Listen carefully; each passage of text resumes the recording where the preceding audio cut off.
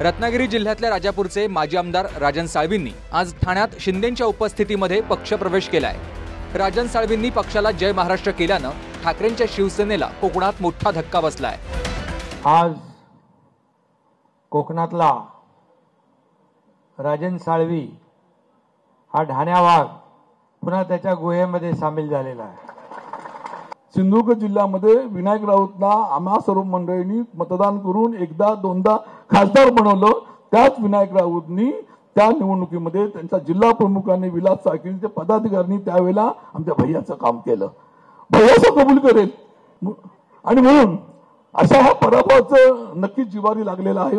याच्या पुढे भविष्यामध्ये शिंदे साहेबांनी एका मोठ्या भावाचं प्रेम द्यावं, विश्वास हीच माझी अपेक्षा आहे। ज्या पक्षाच्या विचारांना वाळवी लागली आहे तिथं कसा राहील राजन साळवी? बोर्ड कुठल्या तरी लावला होता ना,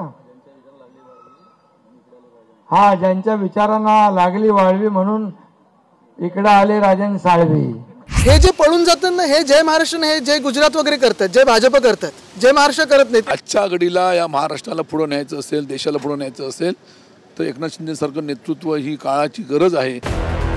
सध्या कोकणात गुहागरचे भास्कर जाधव हे ठाकरेंच्या शिवसेनेचे एकमेव आमदार आहेत। त्या एकमेव आमदारालाही शिंदेंच्या शिवसेनेकडून उदय सामंतांनी तब्बल 5 वेळा ऑफर दिली आहे। आता जे ज्यांच्याबरोबर चर्चा झाली नाही, ज्यांनी कुठं चर्चा केली नाही अशाबद्दल बोलणं योग्य नाही। परंतु मी परवा देखील सांगितलं, आज देखील आदरानं सांगतो की भास्करराव जाधव साहेबांनी जरी विचार केला तर त्यांच्या मार्गदर्शनाखाली काम करायला आम्ही तयार आहोत।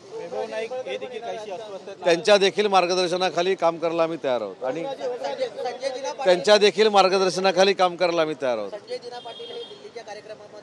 ते आले तर त्यांच्या मार्गदर्शनाखाली पण काम करायला तयार आहोत।